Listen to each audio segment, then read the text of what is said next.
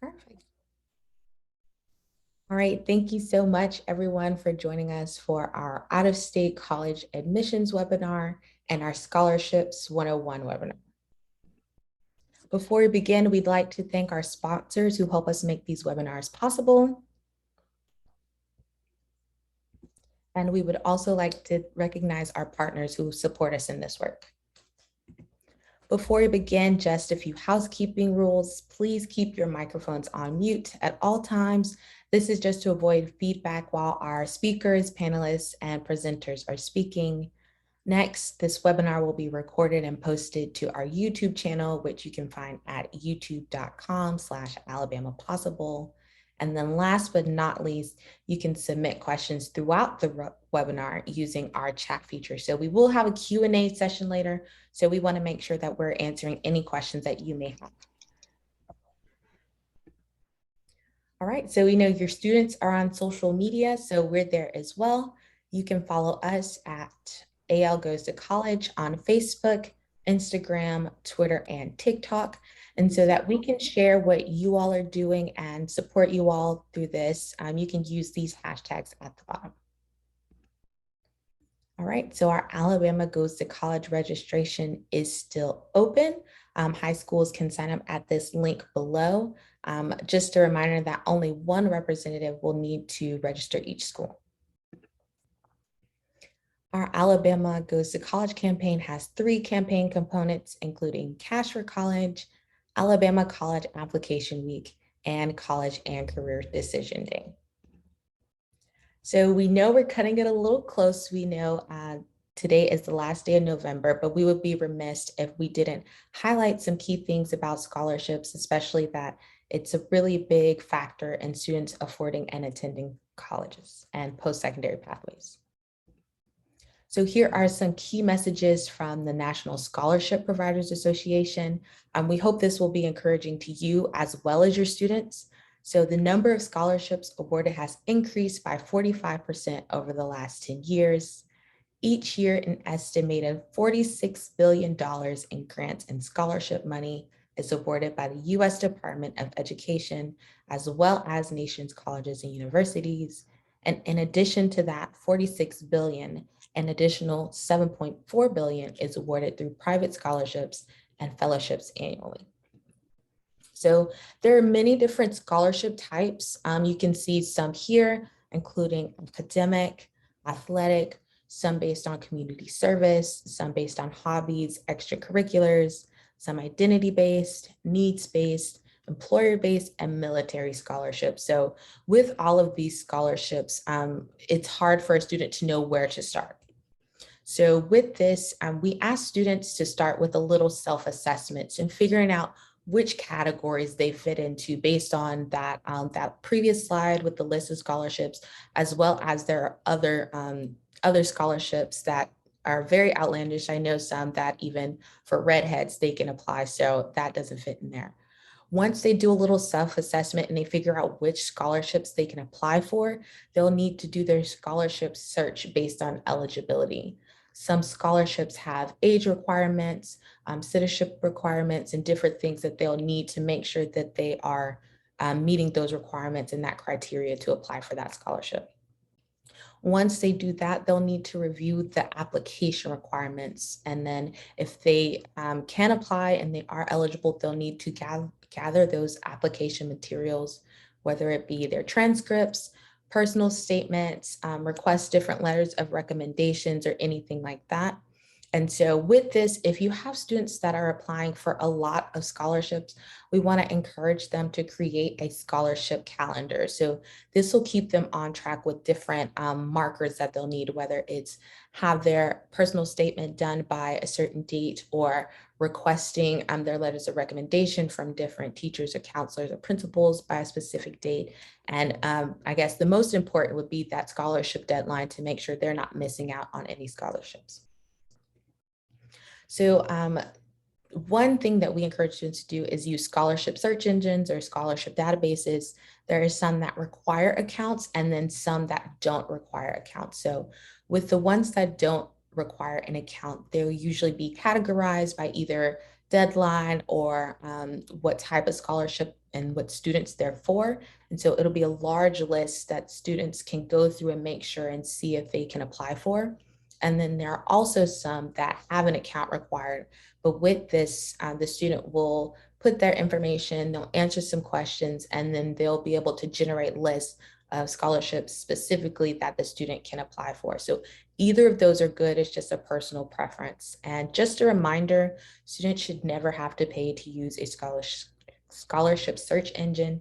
We want to make sure that your students aren't getting caught up in any scholarship scams. And so we want to make sure that everything they're doing is above board.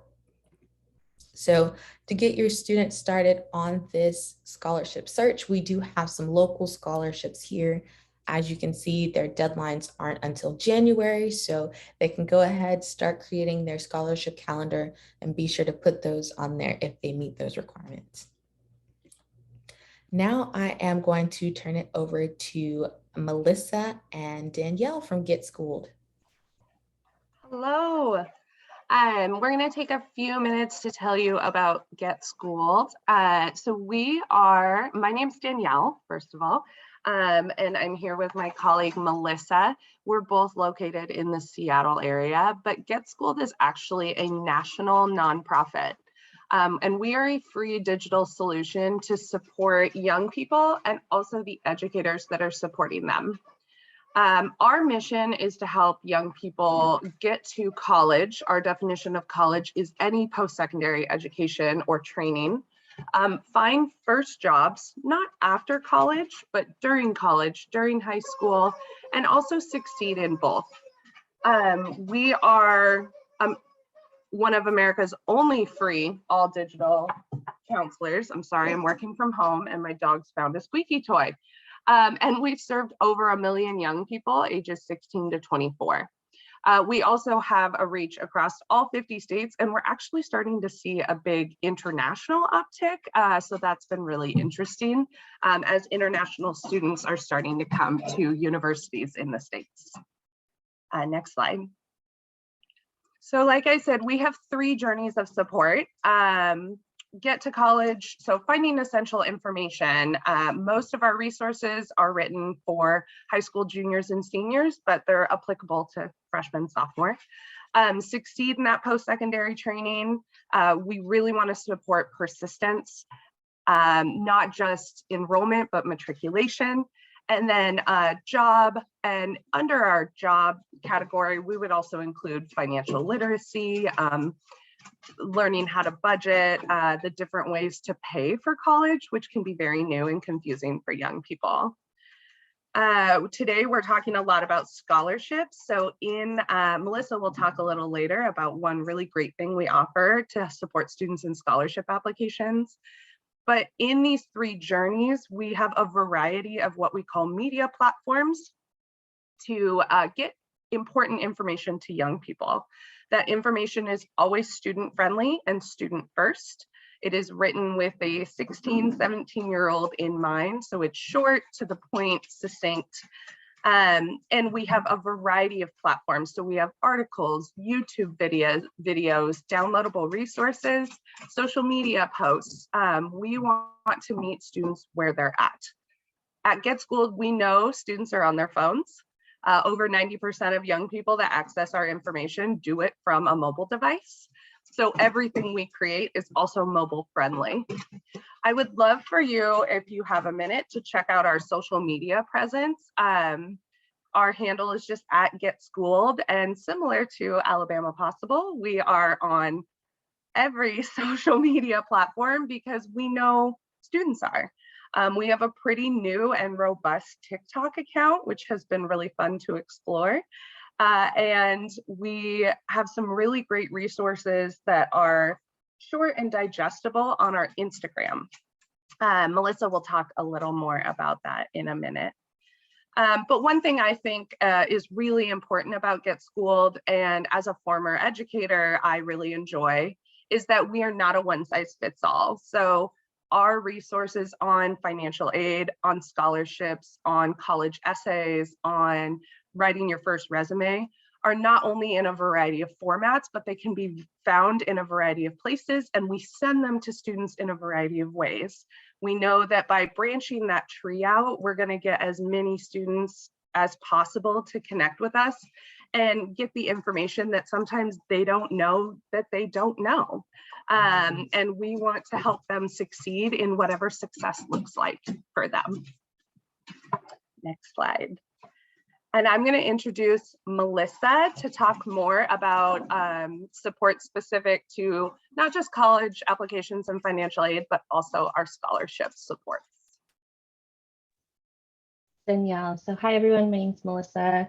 I am a program manager with Get Schooled, and as Danielle had talked about earlier, we do help support students in the college application, financial aid process, and also offer a variety of scholarships that are available because, you know, there's so many out there that students really don't know where to start sometimes, or what resources to utilize. So we help provide that process for them. So the type of resources that we do share and the way we share these resources is research-based and in a youth-friendly format.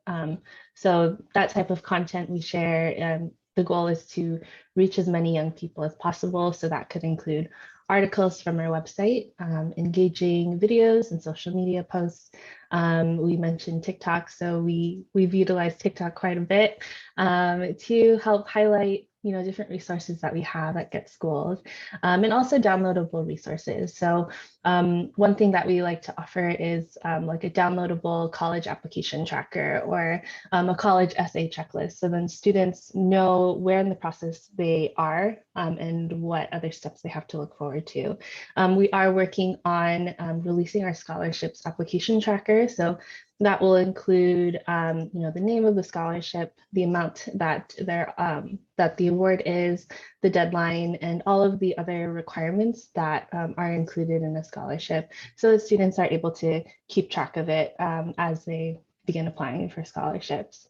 Part of what our research includes is involving our youth advisory group, who are a mix of, college students and high school students who meet once a month to share feedback and overall guidance with us, and also to help keeping our content relevant and continue to be engaging to the audiences that we have.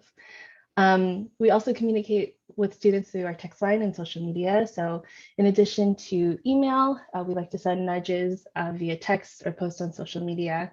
So that can include reminding them of the application process or any financial aid deadlines, or even highlighting scholarships that's applicable to as many students as possible. So we like to do Scholarship of the Week on Instagram, where we highlight a scholarship that is nearing a deadline, but also has broad eligibility requirements. So then students know that there are scholarships out there for them that they can apply to. They can also utilize our text line. So we don't just send text out and don't reply to any students. We do interact with our students via the text line, which has been very helpful, I think, especially for students that, students are on their phones all the time. So we want to utilize the tools that they already have to help provide the resources that we have for them. One thing that we like to highlight is our essay review. We offer personalized support through a free college and scholarship essay review. So students can submit their essays anytime, whether it's for a college application or a personal essay for a scholarship application, and they could submit as many as they need to be reviewed for us. And our team of essay reviewers will respond to the student with feedback, typically within 1 week. So while we do proofread for grammar, we do want to also make sure it's not just proofreading or editing the student's paper, but more so helping the student share their story and making sure that their story is responding to the prompt.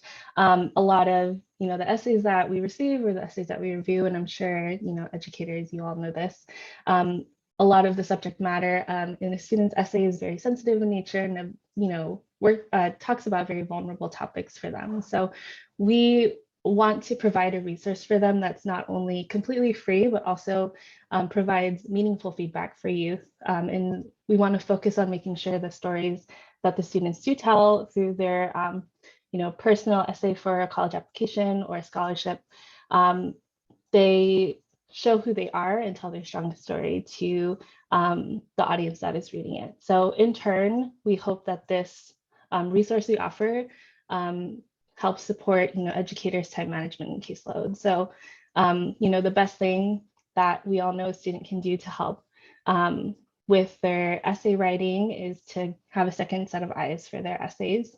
But if you're one counselor with 400 students to oversee, we know that's not it's not possible. So we want to offer this as part of a supplement and a help with the time management and caseload that all educators have.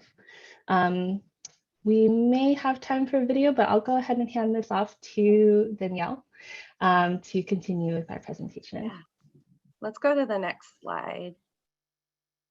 So that was a lot of information in a very short amount of time, and we're aware of that. One thing that I want to reiterate is that we are completely free. Get Schooled is grant funded. We're a grant funded nonprofit, so we have never charged a student or an educator for our free resources, and we don't plan to at this point. And we've also never turned anyone away. That includes our text line, our downloadable resources, just going to our website, watching our videos. And one way that we interact with students is through people like you, through educators. So educators can sign up on our website. It's getschooled.com/educators. And there you can receive access to our student-friendly resources, learn about support opportunities, campaigns, giveaways. We do a lot of prizing to help incentivize students, and also connect with our national network of other educators. As Melissa said, we are going to be releasing a scholarship tracker as a new downloadable resource that students can download, but also educators can download to share with their students. And by signing up for our educator community, when that comes out, you will receive it first in an email. So you won't have to go find it. We send a weekly educator newsletter with our new content and student opportunities. So you would, the week it's released, you would receive it in that newsletter and be able to download it as a PDF for free. Also, we have digital resource packages and a content library for educators. So if you needed to go find something on helping your students search for scholarships, you could look up our article in our content library without having to go find it on our website. You could just search scholarships and find everything we have about scholarships in a back-end database. You also receive personalized support from people like Melissa and myself. So we would love to have everyone join. Again, it's completely free. We only email you once a week. And if your students join our network, oh, someone just joined, yay. If your students join our Get Schooled community, they can also receive emails. And we do it based on their graduation year so that we're giving them content that's relevant to them.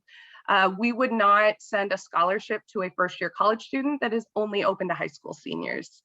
We try to be very mindful about segmenting information so that students are only receiving what's relevant to them because they're already receiving a lot of information.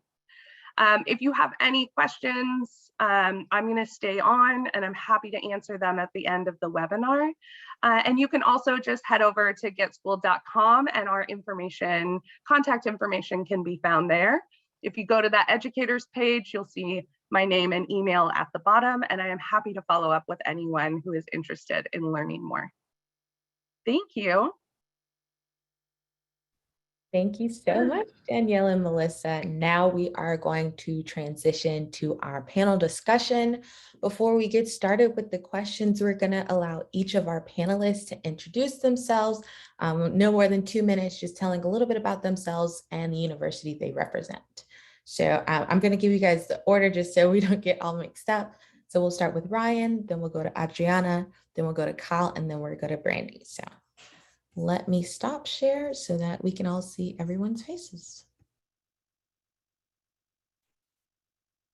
Well, good morning, everybody. It's so nice to be here to chat with all of you. My name is Ryan Chernick. I am the Regional Enrollment Manager for the University of Toledo. I'm based outside of Washington, D.C., but I cover all the states from Maine down to Florida over to Texas, including the state of Alabama. The University of Toledo is located in Northwest Ohio. We are a public research university, so about 14,000 undergraduate students. We have a big emphasis in the STEM sciences, engineering, healthcare, but we are a comprehensive school, so over 120 different majors and programs to choose from.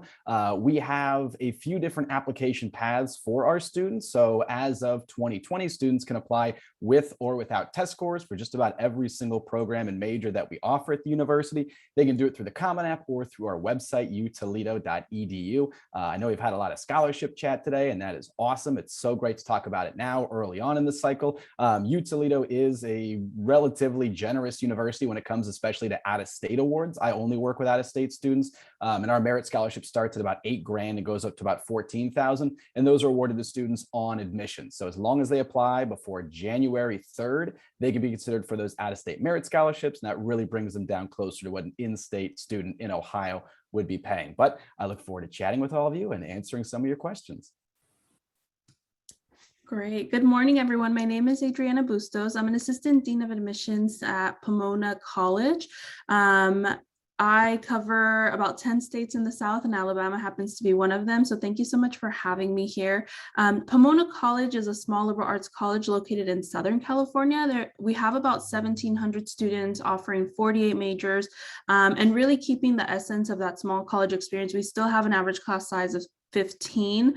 It is also the founding member of the Claremont College Consortium, which does share resources for all of the undergraduate students in the colleges, the 5 Cs. So that would include 250 clubs, 21 Division III teams, 2,600 course offerings. And so that really gives students the flexibility to lean into that small college experience or a mid-sized college experience with up to 7,000 students, all dependent on how much they choose to engage in either of those types of experiences. Overall, our policies are quite inclusive when it comes to our need blind admissions process for domestic students. And then we also have a commitment to filling 100% or meeting 100% of demonstrated need for all students without loans. If there is financial need. So we do not offer merit-based scholarships or athletic scholarships, but if there is financial need, we're committed to meeting that 100% without loans being prepackaged into financial aid offers. As far as applications, we do offer the early decision 1 and 2 round and regular decision. Early decision 2 and regular decision deadlines are coming up on January 8th. We accept the coalition application, common application, and QuestBridge application. And then lastly, we have a few optional pieces. So for us personally, we are test optional through fall 2024. So that is for SAT tests and ACT tests that students can choose to include them or not, and their application would still be complete. The same goes for optional alumni interviews, which only about 10% of our applicants get to participate in, and the arts supplements, all of which just add and contribute to the application, but are not required to make a complete application.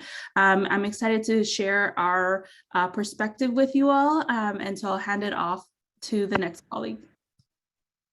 I believe that's me. Hello, my name is Kyle Doyle. I am an admissions counselor here at the University of Rochester. For those of you who maybe don't know exactly where Rochester is, we are a medium-sized city of about 1 million people, almost exactly the same size as Birmingham, actually, located in Western New York. So just about an hour away from a similarly sized city of Buffalo, which everyone probably is at least a little aware of, and right across Lake Ontario from Toronto.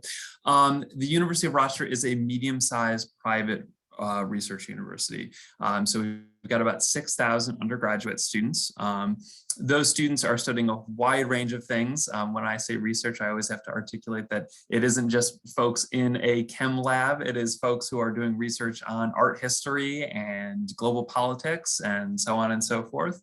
And kind of in line with that, we have an open curriculum. We allow students to kind of major in whatever they like. They come in with an undeclared major when they apply. and kind of had the opportunity to explore what is it they're interested in before they have to declare that major. That feeds into our admissions process. So we are very holistic. We're looking at everything in a student's application in that review.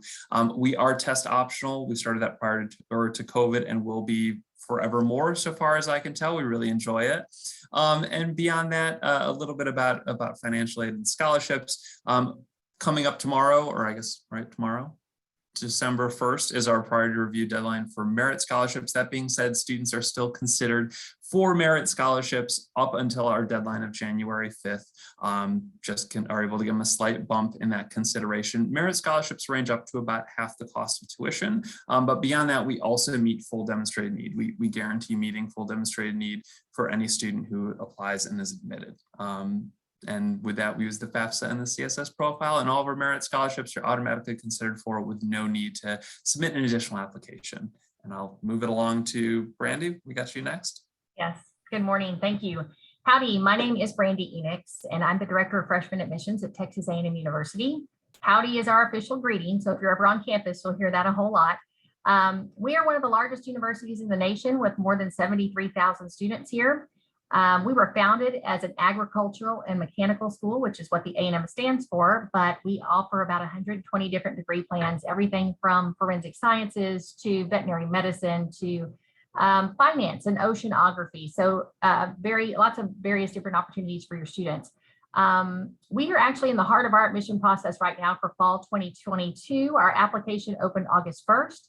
It's going to close tomorrow, December 1st. And just to give you some numbers and how things shook out for us last year, we had record high applications with just over 50,000 students applying for freshman admission. So it does make the process very competitive.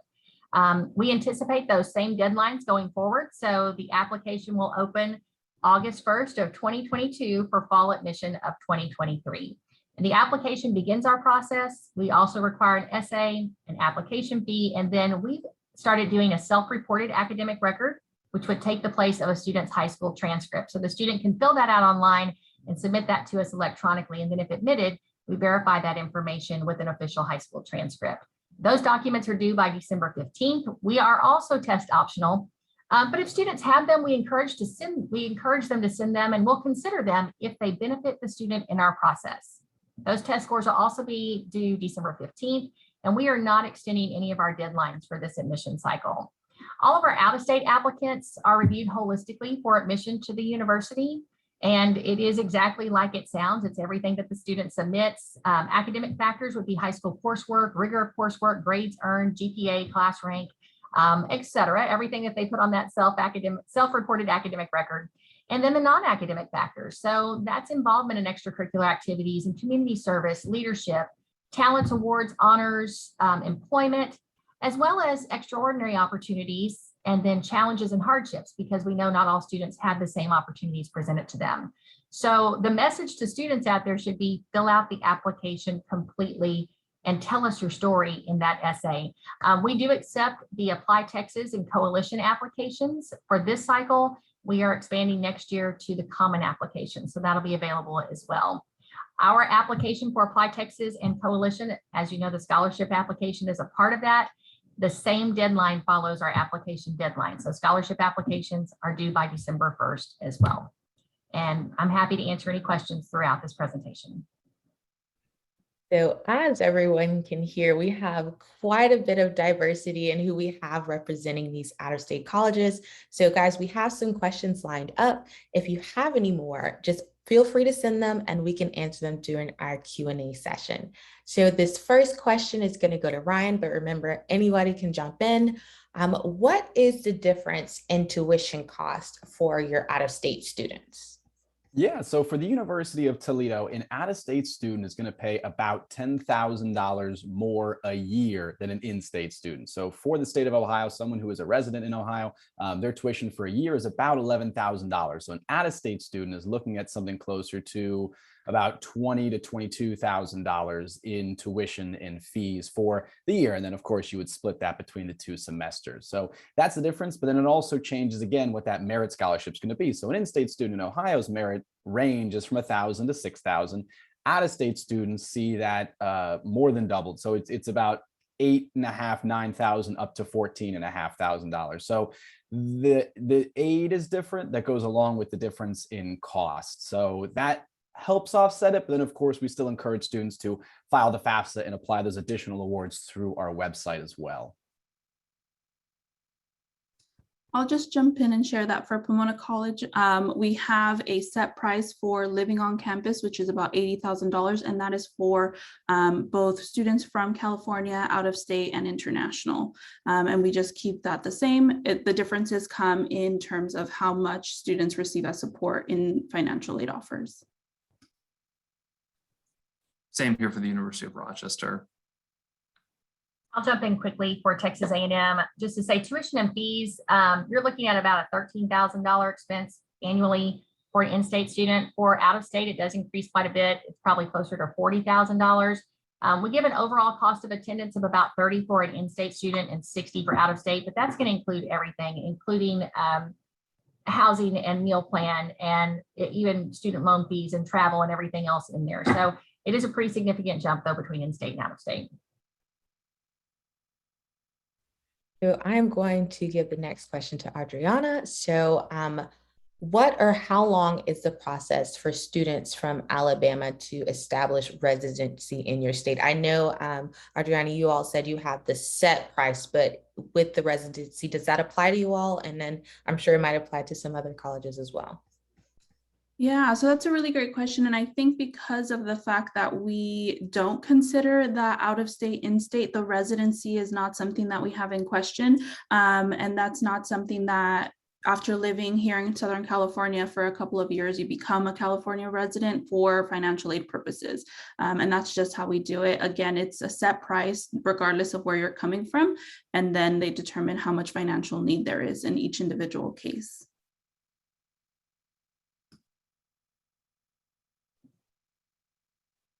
I'll just let you know how things are here at Texas A&M. If a student moves to Texas for the purposes of pursuing a degree, so if they're here at Texas A&M as strictly a student, they cannot establish residency in the state of Texas.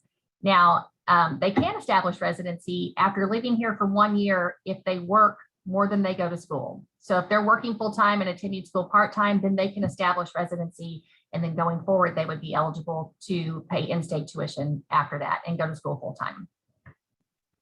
So it's a very similar case in the state of Ohio where you have to be here for 1 full year outside of just attending the university as a student. So if you're an Alabama resident and you come to the state of Ohio, you go to school at the University of Toledo, it has to be your permanent residency for a full year before you can be considered for in-state tuition. And I believe that's how it works for most Ohio public universities as well, not just Toledo.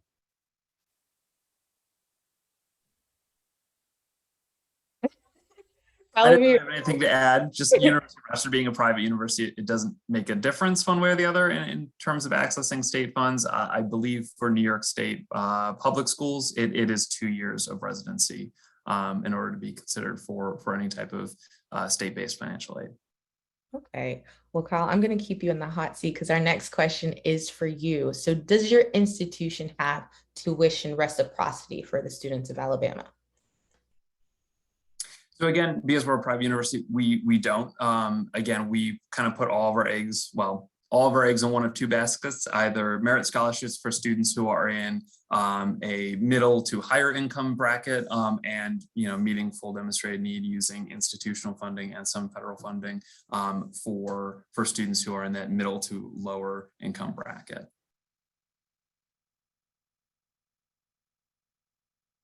Sorry if I'm pausing. I'm always giving a couple seconds just in case someone wants to jump in. So my next question is going to be for Brandy. And I feel like this one's a good question for you all.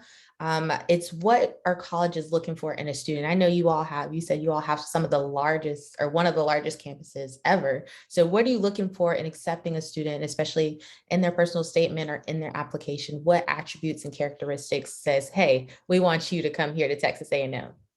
That's a great question. So when I say holistic review, it really is that, but there is an emphasis on academics. Obviously, we are an academic institution, and I can tell you that class rank is weighted in our process. And so students who rank in the top quarter probably make up about 80% of our incoming freshmen. Top half would probably be 98%. And then The remainder of our students are coming from, they're kind of all over the place, but they could be third and fourth quarter students. So beyond the academic component, though, we're looking for a well-rounded student who's found that good balance between inside the classroom and outside the classroom, because what we found is that students who are solely focused on academics, when they get here with more than 1,000 clubs and organizations and everything knocking on your door, they're struggling.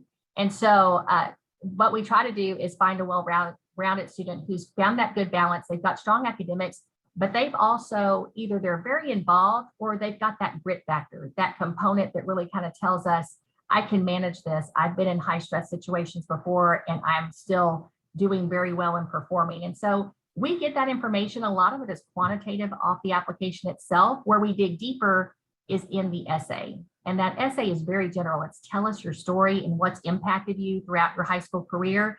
And that's where we kind of want them to tell us not a story, which is sometimes what we get, but their story. What experiences have they had? How have they impacted them and how have they grown from them? That's kind of how we get that grit factor. And we've also added some short answer questions throughout the application that also allows us to learn more about the student, because we don't do an interview as part of our admission process. So again, it's more of a, do you have a strong support system? Tell us somebody who's made an impact on you and how you're going to carry that forward. So some additional short answer questions that really give them an opportunity to tell us more about themselves.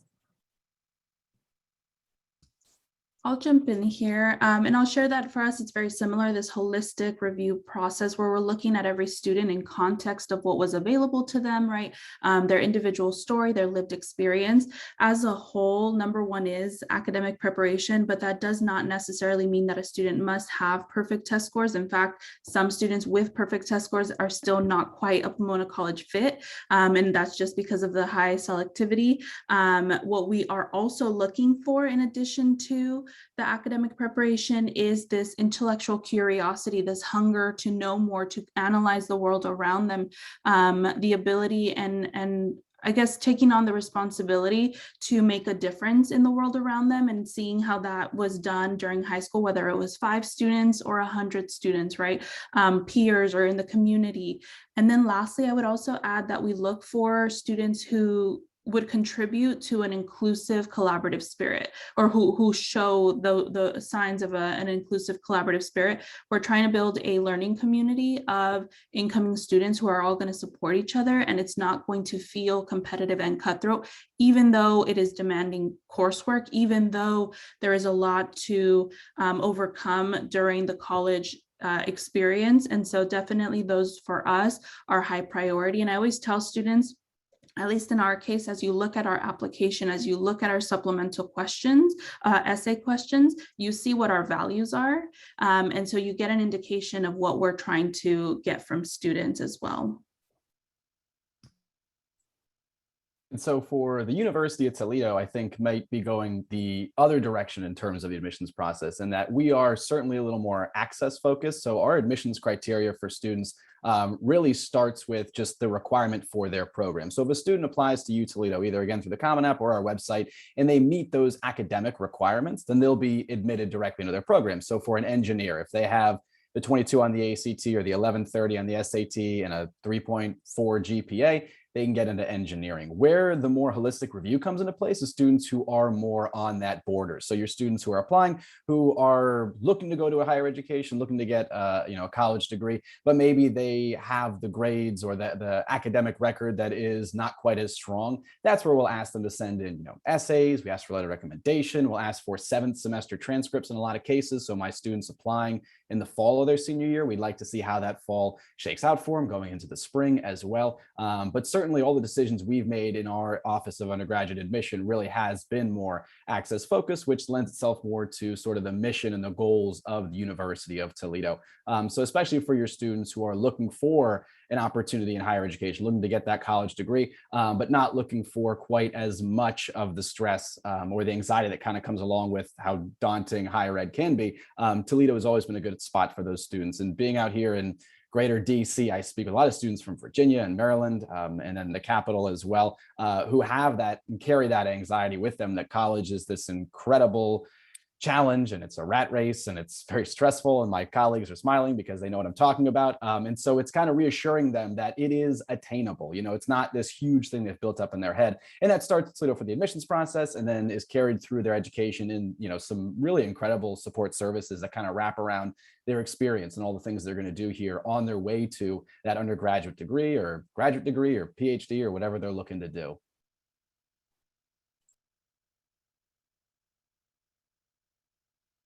All right.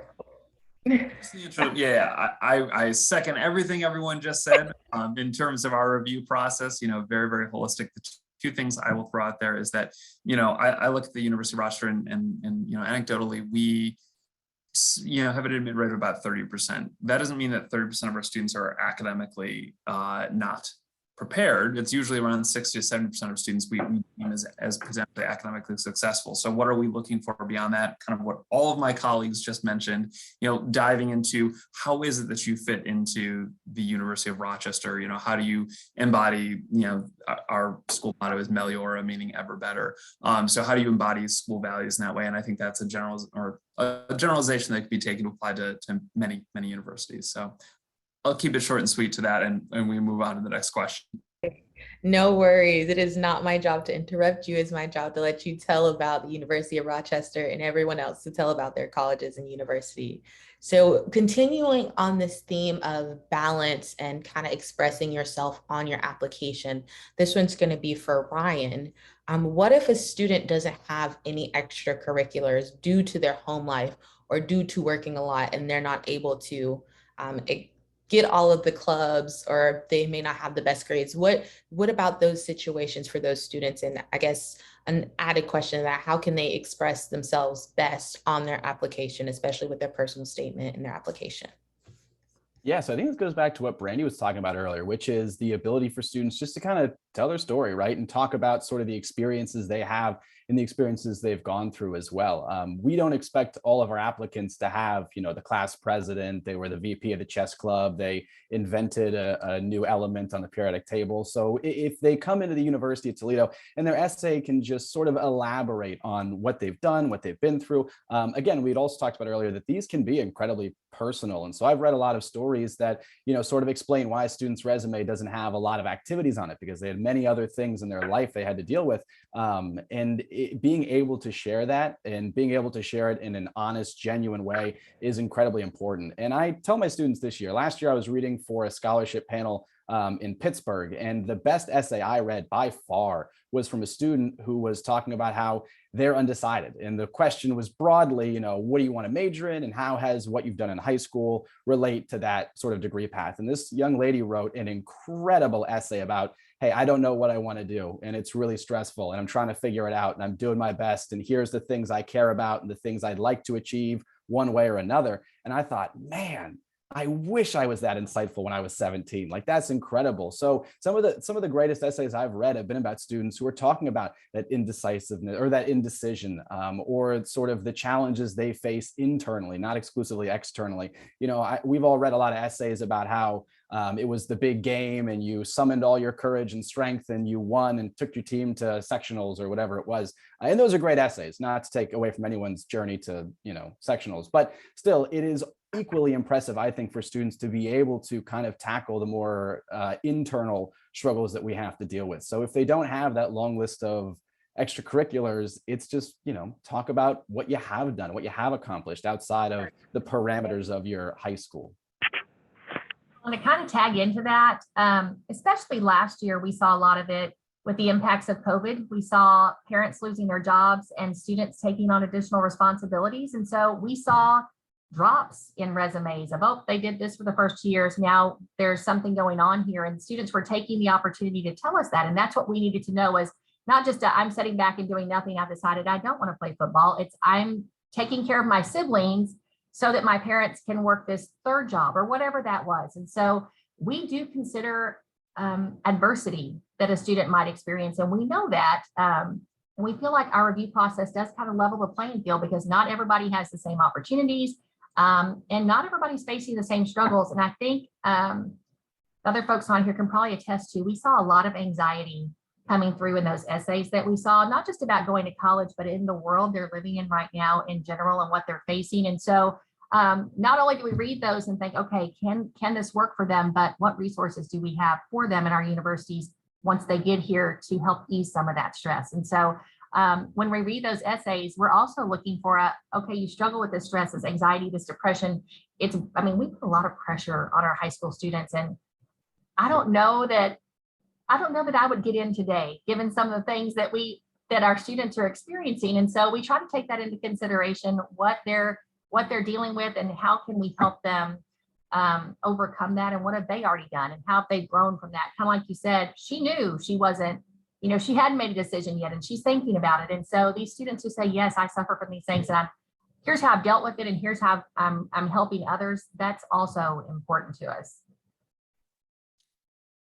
Yeah, I would add that I guess for my part, there's two pieces of insight. One, the University of Rochester is the university that offers interviews to students. And so that is one place where we get a lot of that context from students. It's a great way of showing interest in a university if a university offers those interviews, and be a great way to articulate in a way that, outside of an essay, what you've been going through and what your interests are in a university in general.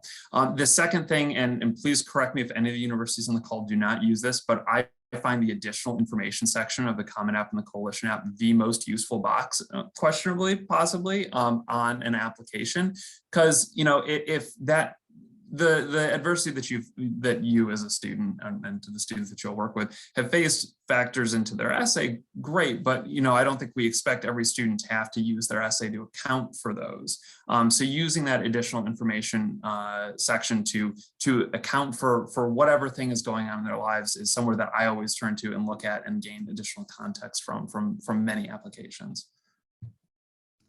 Yeah, I would certainly agree with that information that Kyle just shared, especially because many times we're left wondering, and that can be the downfall for an applicant that is on the cusp, right? Where I can't justify in front of a committee of admissions officers and in that final state where we're all going to decide that the student's fate. I just don't have enough information or context to make a case for the student's dip in grades or the lack of activities. And so really being able to give us that information, whether it is in the work section, the family responsibility section, in your essays, through your counselor recommendations, right? Making sure that it comes out some way, somehow. And I will be honest, at least for Pomona College, it is a highly competitive process to apply. We are highly selective. It depends, right? It's not us wanting to be that, it's the number of applicants that we do have for the limited spots that we have. And so there have been students, we try to be understanding of the pandemic and the context of all of that, and understanding where students were. But there's also the reality on this side, me just being frank with you, right, that there still are a couple of students or a few students who were able to manage participating in some activities. And so when we're comparing, that's why all of that context can help build a better case, right, to justify exactly how many hours were spent helping grandfather who is sick, or helping sibling, or right, lack of transportation issues, inability to enroll in a class because only 2 students were interested. As much as there is to piece together and make a case for the student is ultimately beneficial. Otherwise, that big question mark that we're left with ends up being like a missed opportunity to admit the student with the context of what their experience has been in the last few years. So Adriana, this question is going to be from you, and this is actually from the chat. So this is from Christine Hall. So she wants to know, and this is for everyone, of course, but Adriana, we're going to give it to you first. How diverse is your university, especially in the case of ethnicities, and what are the different ratios? I know you sent it in the chat, but I don't know if you can summarize it just a bit. Yeah, absolutely. So I believe right now we're about 51% students of color. And so the breakdown of that, I'm trying to find that because I did share Asian students account for almost 20%. Black African-American students currently represent about 10% of students. Hispanic of any race, as long as they mark Hispanic, that will eliminate any other ethnicity that they might identify as. So just a heads up. So that's about 16% of students. International accounts for 10%. With race or ethnicity unknown is 4.5%. 2 or more races is about 7%. And then white students account for 30% of our students, right? But if you look at that snapshot, you will see that there is about 20% first generation students. That Pell eligible is also at about 22%. So we really are doing our best to have a diverse class, and not just in terms of race and ethnicity, but of that lived experience of geographic diversity, right? We have students coming from all 50 states, from 50 countries abroad. For a small college, that's a big feat. And it really says a lot about the diverse perspectives we want students to encounter and walk away to be a better leader, to be a better contributor in society, collaborator. And so definitely we do have that as one of our values, so much so that we have one explicit supplemental essay about diversity, inclusivity, and how students plan to contribute if they have not already, and their thoughts about that, being an ally or someone who identifies as that. I can say briefly for the University of Toledo, about 23% of our undergraduate student population self-identify as an ethnic minority. So that's sort of how they report for the university. And then about 5% of our student body are international students, though about 2 years ago, that was a little bit higher. So we don't have as many international students right now for reasons that I'm sure you all can guess. But beyond that, we are seeing a rise year after year in first-gen students to U Toledo as well. So it's about a third of our student population are first generation. At Texas A&M, we are very close to being a Hispanic serving institution. The goal would be 25% of our total student population to be at 25%, and we are just below that. And so we're working on that numbers. With respect to our incoming freshman class, we are about 23% Hispanic, and then probably about 70% of our population is white. And then we have our other targeted and recruited populations below that. And we are working on diversity outreach and recruitment opportunities for our targeted and recruited populations here, which would include not just ethnicity, but first generation and low income and low socioeconomic status. This is my least favorite question to answer, mostly because the numbers get really tricky at the University of Rochester, because we do have about a quarter of our students that are international students, and of course don't collect racial and ethnic data on those students. So the actual percentages get a little tricky there. Though I will say the vast majority of those international students are not white. For us, it's just about half of our domestic students identify as white, non-Hispanic, about 25% identify as Asian American, and about 25%, and I'm forgetting the exact breakdown, are identify as mixed race, African American, Black, Latino, Hispanic, or Native American or Pacific Islander. I'm trying to remember off the top of my head, but yeah. So we're going to stay with you, Kyle. We have another question. This is from Christine. Keep it up, Christine. We love your question. So how have COVID protocols affected admissions? I know, Ryan, you mentioned a little bit of a decrease in international students, but Kyle, have you seen any different changes, or how has it affected? We know it all has, but specifically. Yeah, of course. I mean, we did see a slight decrease in international students, though very, very marginally so. We did allow a lot of students to study remotely, though we did have, it was just shy of 90% of our students last year on campus full time. And we have everyone on campus this year. So, you know, COVID protocols are pretty tight on campus. You know, it's expected that you're wearing a mask when not in your room or eating or so on and so forth. And, you know, students are reporting every day on our little, you know, web-based app to make sure they don't have any symptoms. And we're currently clocking in about a half dozen COVID cases a week across our 10,000 students, faculty, and staff. So.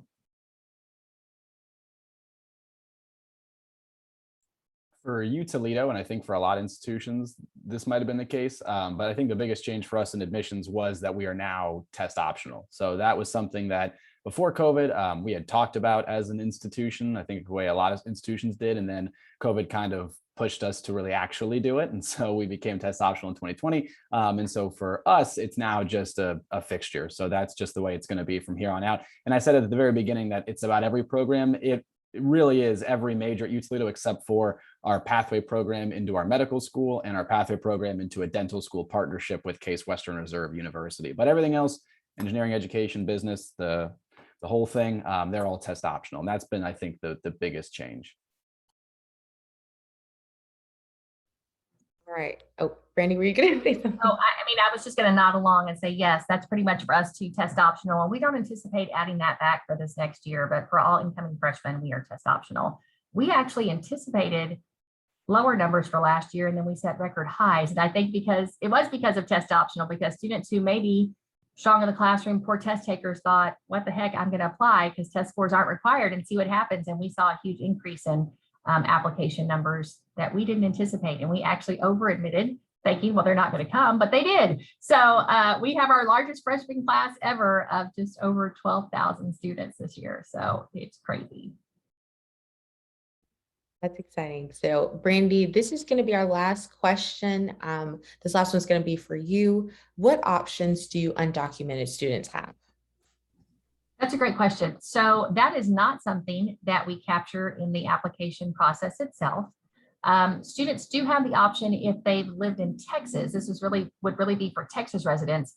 When they're applying, they have a waiver or that they can submit that would basically say they've been in Texas for so long and would qualify them for in-state tuition, and they apply as a domestic student.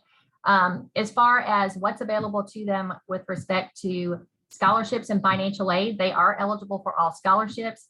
Some of the grants are somewhat limited. In Texas, again, they can qualify for Texas grants, a Texas Pell Grant. But beyond that, there are limited opportunities with respect to tuition. But for admissions purposes, documented or undocumented is not considered in our process in any way, shape, or form. At Pomona, the majority, if not all of our policies are inclusive for undocumented or documented students.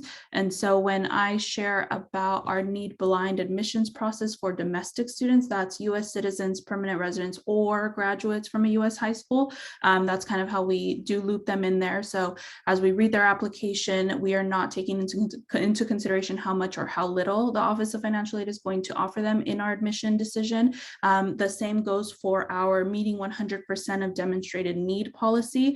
So by submitting the FAFSA, the CSS profile for those undocumented students, they would submit the DREAM Act and the CSS profile, and they would determine how much is parent contribution, student contribution, and if there is that gap, that demonstrated need, that we would fill that with need-based grants on behalf of the college from our generous endowment and a modest work stipend that students can use on campus. And so with that, the same thing goes in terms of just applying. It's up to students if they choose to disclose that information for safety purposes. But I will just add that in many ways, it can help us understand their lived experience and add another layer to who they are, what they've been through. And so again, as we think about our holistic review process, it can be beneficial to know that at the admissions level, because we want students with different types of lived experience. But just knowing that we are an inclusive campus and we try to support students, again,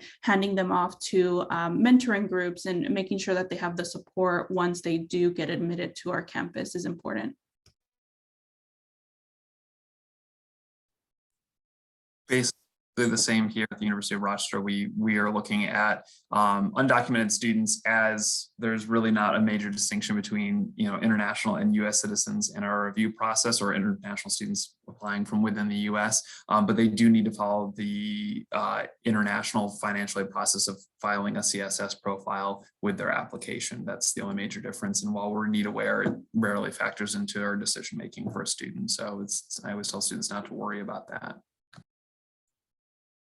Very similar to everyone else at U Toledo. I would say that they also work with our Office of Multicultural Student Success a lot. So our OMSS office really assists those students in the application process. And usually they do that through me. So if they're applying from a state that I cover, I chat with them first, then I can let OMSS know, and then they really help those students kind of navigate not only the admissions process, but then enrolling in classes, their time on campus, everything from the beginning to the end.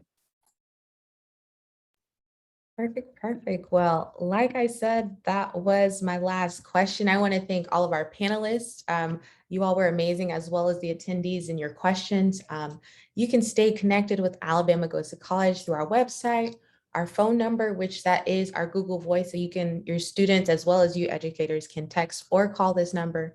And you can also email us at algoestocollege@alabamapossible.org. I just would like to thank everyone who was here. Thank you for gifting us your time, and we hope this was beneficial and you all have a great rest of your day.